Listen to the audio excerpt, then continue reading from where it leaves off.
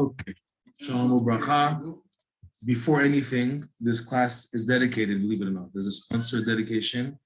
It's dedicated by Uriah ben Ilana and Shachar Rachel Bat Rivka. And the Schut of Nachman ben Fege in spreading his Torah. They should be zochet to buy their own deer on Eretz Yisrael very soon. Amen. Okay, this guy wants a joke. He wants a joke, and we have to be in a joking mood. So the joke is that there were three, it's an Israeli joke. I hope you guys get it. There were three Teimanim. I don't know why it's a parallel to Teimanim in America. I don't know. We have to hear cracking up. I don't think there's any parallel at all to Teimanim in America. They're one of a kind. These three Teimanim went to a restaurant. That's already a joke because Teimanim, they don't spend money. Okay? And they each said, it's on me tonight. The other guy says, no, it's on me tonight. No, it's on me. They're arguing who's going to pay. And it's on me, it's on me, it's on me. The waiter comes and says, guys, whoa, guys. Order your food and then afterwards decide who pays. You're right. So each one starts ordering the biggest steak, the most expensive steaks, all this expensive stuff because they said the other guy's going to pay, that guy's going to pay. Now comes the bill. So the waiter comes with the bill. So, okay, who's going to pay? He said, he's going to pay. What, me? No, you said you're going to pay. No, I said, I said he's going to pay. The waiter said, Nick, it doesn't work like this. Someone has to pay. Yes, but he said, okay, I have an idea. The waiter says, he said, I'm going to bring here 3, pails of water. All 3 of you dunk your head in the water. Whoever sticks his head out first, he has to pay. They said, excellent. They all dunked their head. They all 3 died.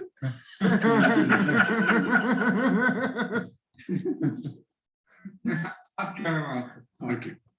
So now, before we continue where we left off, Rav Nosson has such a powerful insight on the parsha.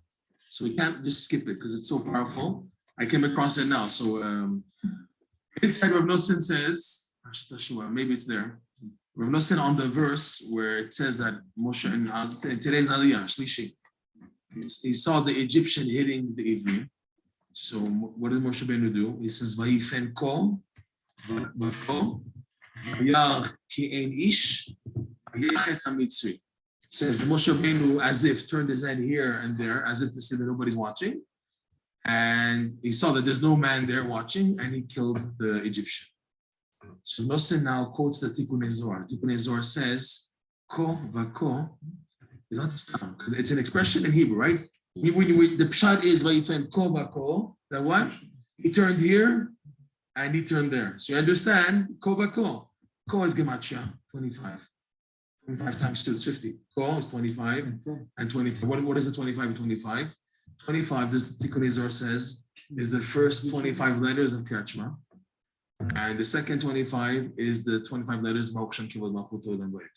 So it says, Moshe Rabbeinu vayifen ko vako, the Tikkun Zohar says that he immersed himself in a bitul, a high-level nullification into Kriyat Shema, vayifen ko vako, to the extent where vayar ki ein ish, and he saw that he reached a level where his own existence doesn't exist anymore. Ki ein ish, there's no more man. Ish is like yeshut. There's no substance of existence of man outside of Hashem. He saw that he reached such a high level.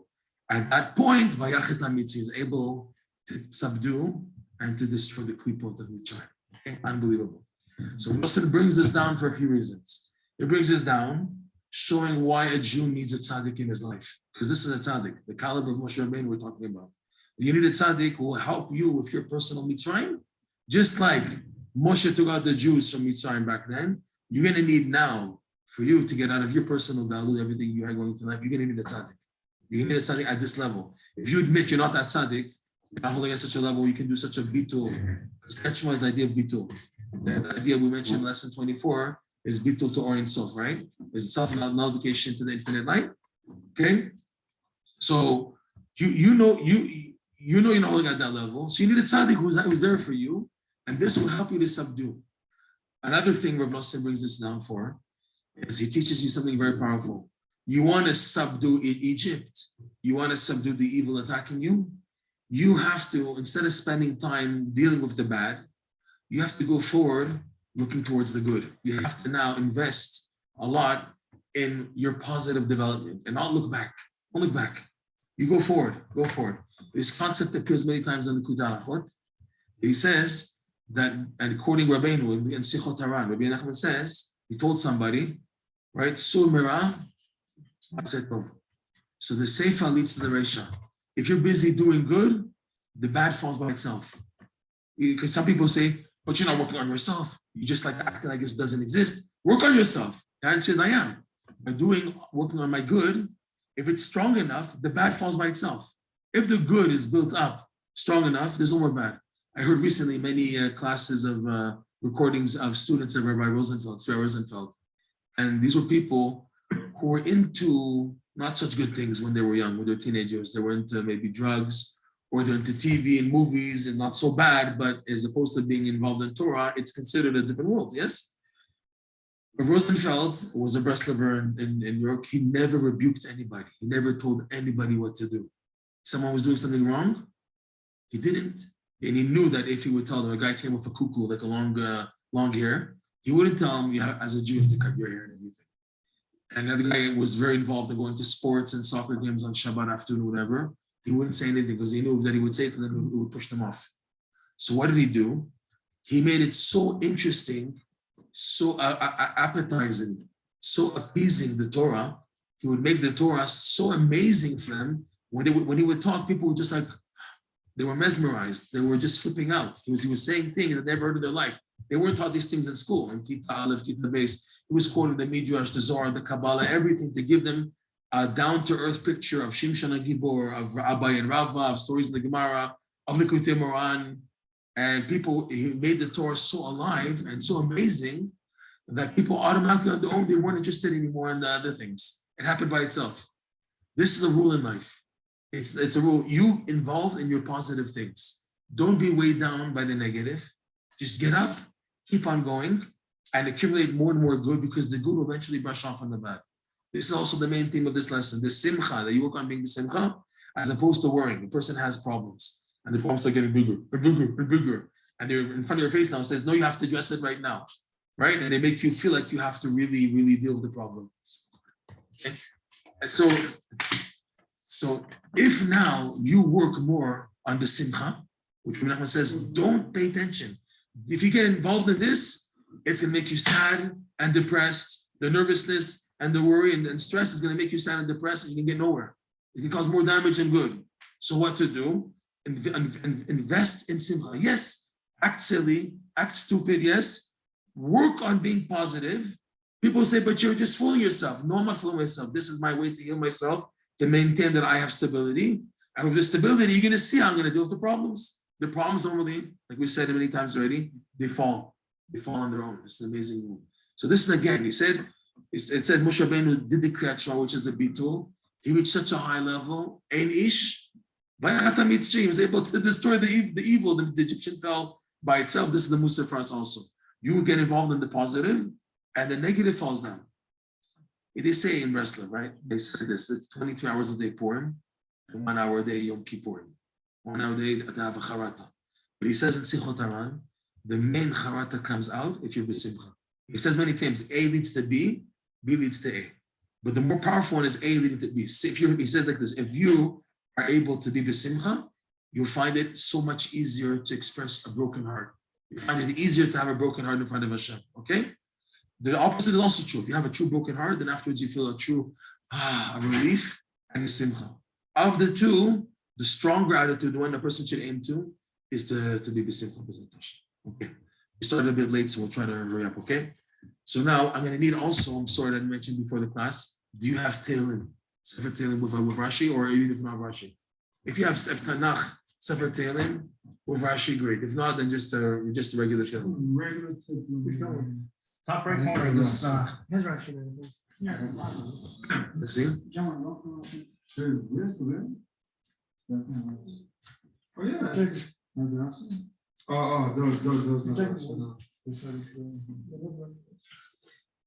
Those. Okay, so stupid. All right. Fine. So we are holding in Safe Bet. I didn't bring my edition of Likutey Moharan, I'm sorry. So we're holding. We're going to just quickly go over what we said last week, okay? Klipot in Sif Bet, like four lines down.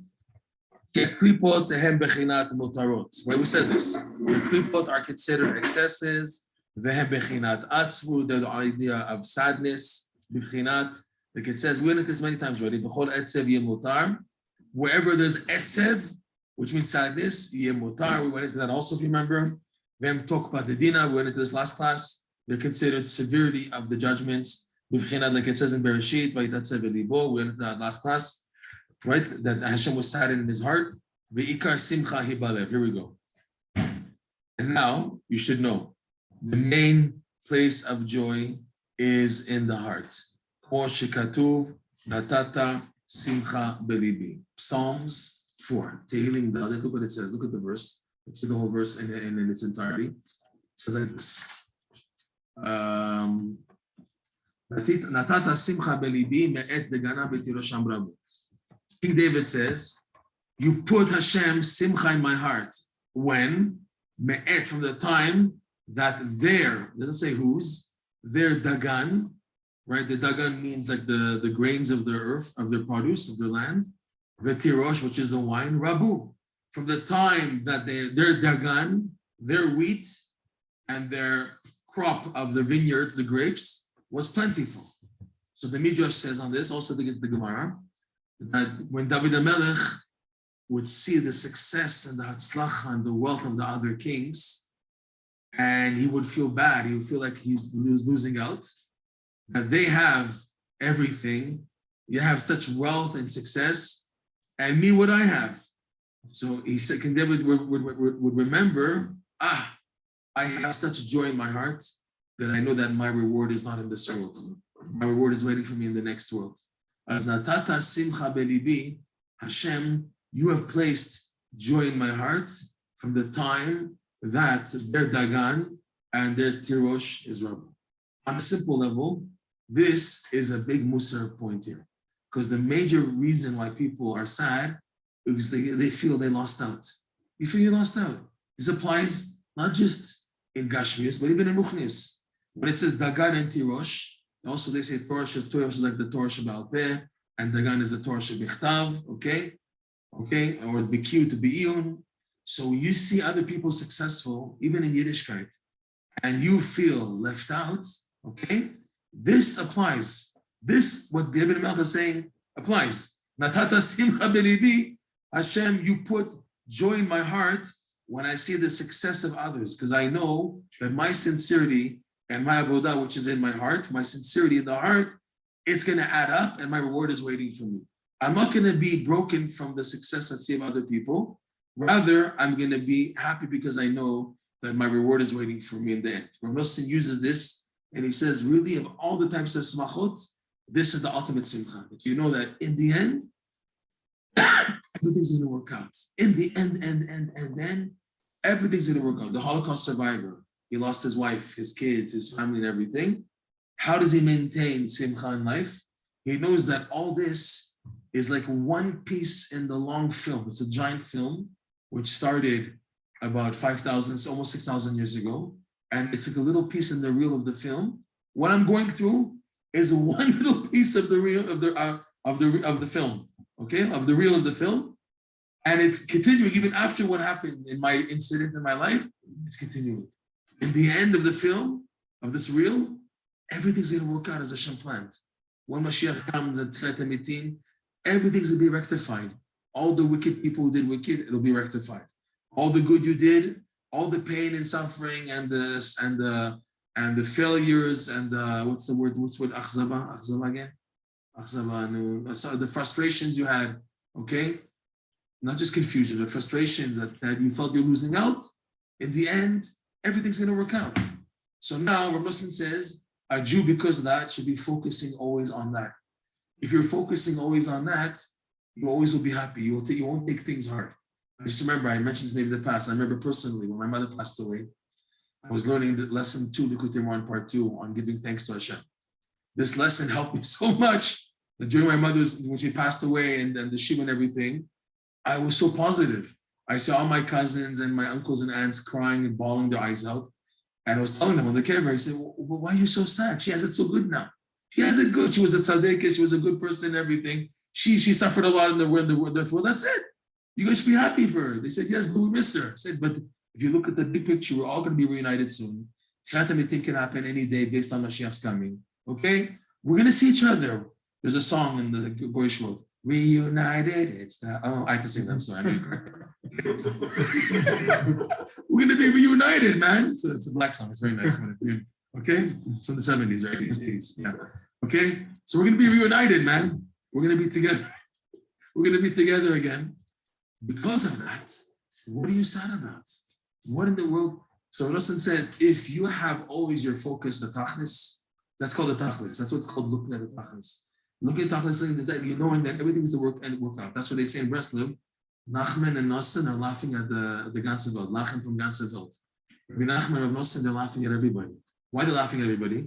Because people are planning wars and machlokah and destruction and fear and everything in the whole world. And that. And the tzaddikim are sitting on the side just cracking up because they know that Hashem's master plan is going to take place whether we like it or not, whether they like it or not, the Rishayim or whatever, the Kofim. Hashem in the end is going to win. It's going to win in the end, right? So on the other side, once the Maskilim of Uman, this is Hirsch Ber Horvitz and Moshe Landau, they were once arguing with Rav Nosson how the Haskalah, the Enlightenment movement to reform the Jewish people is going to succeed. And that they're going to succeed in breaking down the walls between the Jewish people and the rest of the world in order that they should become intermingled totally. So Nosson said like this, I don't know if you're going to succeed, but if you do succeed, then the world will be turned again to tohu vavohu, chaos and voidness. Why? Because the world wasn't created for this. The world wasn't created for this. If you succeed, the world will cease to exist. Right? That's what he told the Maskilim. Maskilim, they told Nosson their plan to secularize. They were in Uman, they were the biggest Maskilim in all of Eastern Europe. Each of them had received a golden sword of honor from the Tsar of Russia. That's how big they were. Hirsch Ber Horvitz, who was the son-in-law of a guy named Chaikel Horvitz, who was the main disciple of Naftali Hertz Wiesel, who was the main disciple of Moses Mendelssohn. So you hear the lineage? Okay, that's the yichus of his guys. The poor guy. No, not you. Don't worry. Again. Going back to that. Okay. So Moshe Landau was the grandson of the Noda Yehuda, who fell off the path, became a big doctor, and lived in Uman. Okay? These guys, they lived Afka in Uman. That's by the way, there's deep secrets of Rabbi Nachman's birth in Uman, and he lived in Uman. It's not Stam. Uman is not Stam, a city, like a village. There's a lot of deep history, deep significance in what happened in Uman, what happened, why Rabbi Nachman is there, why we travel there. It's not Stam. It's like, just go to the Tzaddik, I go to Reb Shai also. It's not just like that. It's something very, very profound, very deep. Okay, so it's a place of extreme tuma, and because that's why there's this big tzaddik buried there, and there's a big tikkun to be rectified when people go there. We're not going to go into that right now, okay? But just I went off too much already, okay? But the point is, he said that the world was not created for this, meaning the world continuing to exist is going towards Hashem's tachlit, Hashem's goal, which is only going to be good, okay? He says of Nosson, whatever you're going through, look at the final outcome. In the end, it's going to work out. Whether this happens, when people get scared, what they're scared of? They're scared of losing something. Oh, I'm going to lose this. Yeah, parents are scared of losing a child to become fried and everything, right? Oh my God. Like you're looking at your picture, that what does the picture stop? Yiddish and Nachas. I need, for my picture to be complete, Yiddish and Nachas, which means all my kids in Koililim, all learning Torah, all in yeshiva, all the children turned out well, all my kids married, no divorces and everything. That's it. That's what the parents want when it comes to the Mizgar. They made their frame Yiddish and Achas, okay? So now when it doesn't work out, they really they freak out and they blow up and everything because they made this their goal. Here, Rav Nosson and Rabbeinu is teaching us, you look at the bigger picture. Look at the big picture, because in the ultimate picture, everything's going to work out in the end. It's going to work out. And therefore, you have every reason why only to be b'simcha. This hitting you, that, all the stresses and that is just to make you sad, make you down. You have to go above that. So again, the verse reads here, Latata simcha belibi. Hashem, you have placed the simcha in my heart. Okay, what does he say here in Likutey Moharan? He's saying, Ikar simcha ubalev. But the verse shows you that the simcha comes from a different place. He said, on one hand, the essence of the joy is in the heart. But this joy that's in the heart is coming from a higher place. Proof is, because the verse reads, Natata, you Hashem have placed from point A, simcha belibi, which is point B. So the simcha is rooted in a higher place, but where it's ending up is in the heart. That's the goal, okay? This we spoke about, remember Yitzchak. Yitzchak is called Yitzchak. Remember when it is on Rosh Hashanah? We spoke about this maybe, about the idea of Rosh Hashanah, why we the parsha of Rosh Hashanah is Yitzchak, because the root of the dinim is the simcha. And the goal is to go up, way beyond the dinim by being tzchok. If you activate tzchok, you bypass everything. And this tzchok comes from the keter. Here also, Natata, King David is saying, David Melech, he represents Malchut. We said before, Vaitatsev El Libo. Remember, there's Libo. El Libo is Malchut. Vaitatsev Atzmut in an upper heart. It's called Bina. We went into that. There's Bina and Malchut in the last class, okay? So David Melech is the symbolism of the lower heart of him, Hashem Kivyachol, is the sphere of Malchut. Natata Simcha Belibi. You, Hashem, have placed the Simcha in my heart when I have a challenge. What's the challenge? I see other people succeeding. When other people are succeeding, I have the simcha in my heart. What simcha? The simcha that in the end, everything's going to work out. I have no reason to look at the other guy's success and other guy's atzlacha, whether it's gashmi, whether it's ruchani, because in the end, everything's going to work out. This is through there being simcha in the heart. Okay, why is Rabbeinu telling us all this? Let's see back in the lesson now. So he says like this. Como shekatu, right? Ikar simcha hu balev. Sorry, he. The essence of the joy is in the heart. Como shekatu, like it says, like we said this verse, natata simcha belibi. He's quoting the beginning of the pasuk. Okay, period. The galut hashchina, something new now. The exile, something totally new. We didn't mention this until now. The exile of the Shechina. First time he's mentioning this. Shehu bechinat lev. You got this? Rabbi Nachman is connecting Shechina to the lev. How does he do that? This, he assumes you know this already. Again, when Rabbi Nachman talks, he assumes you know all of Shas, all the Pardes, everything to know the Mikor. This is from the Zohar. The Zohar and the Midrash say that the Shechina is the lev. This needs a bit of explanation, okay? Because until today, people have a difficulty understanding what is Shechina. What is the Shechina? There's the Eibishter and that's it. How can we say in davening, L'Shem Yichud Kucha Brichu Shechinte? What in the world is going on? You know, Rav Yonasan Eibshitz, he wrote a siddur. You know the name of the siddur that he wrote? Rav Yonasan Eibshitz is a big fat siddur that he wrote a big the Pirush on. No, Yonasan Eibshitz. What time? Yaakov Emden. Sorry. Thank you. Okay. So in his Hakdama, he was always attacking Rebecca, Jonathan Eibshitz, so they didn't get along.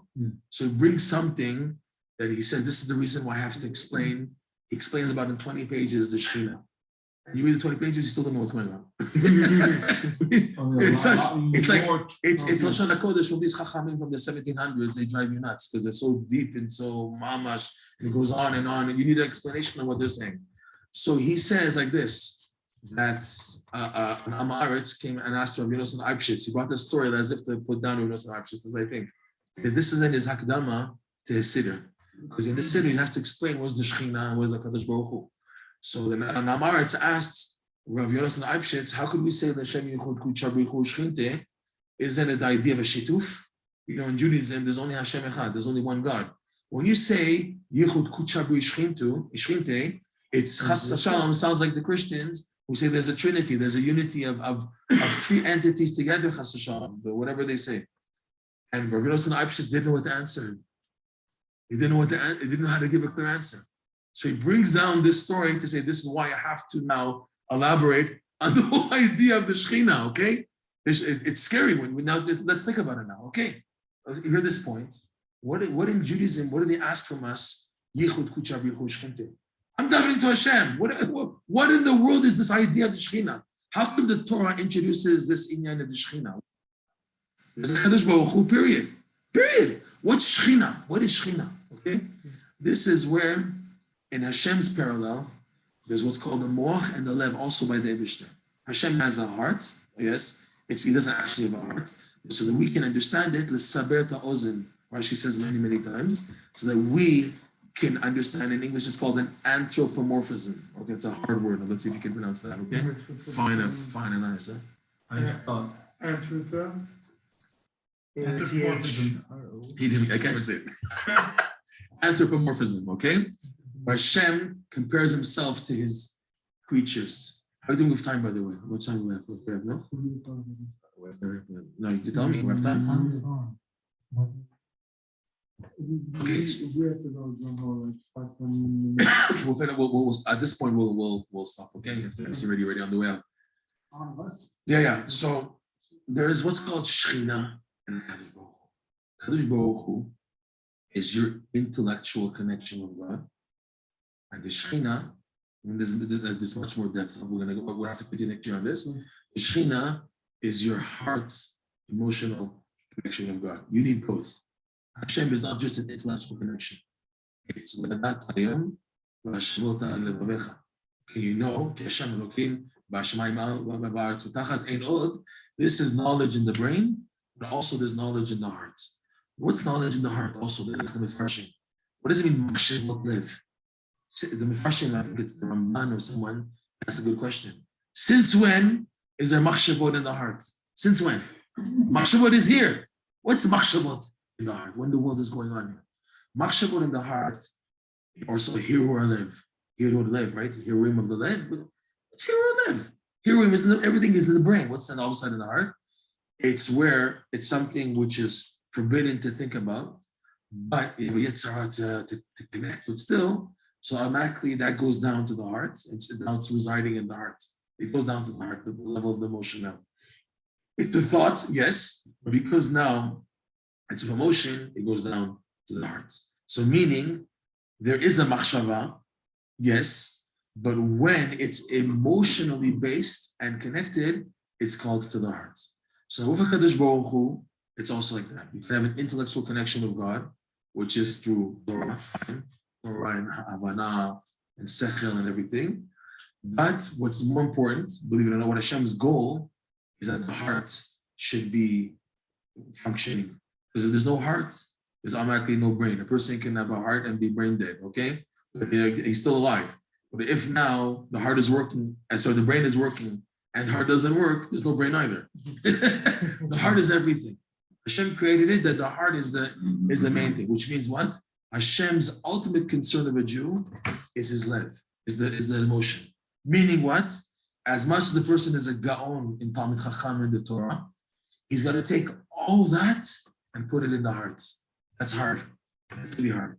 The Gemara says, I think in Chagiga coming up, that the Chachamim, they have a fire. If you see a Ritcha Doraita, where's this fire coming from? It's coming from the heart, believe it or not. It's the fire of the Torah which is in the heart of the Chachamim. The trick is, as much as you're investing in the Chokhmah, afterwards you have to take that and put it in the heart.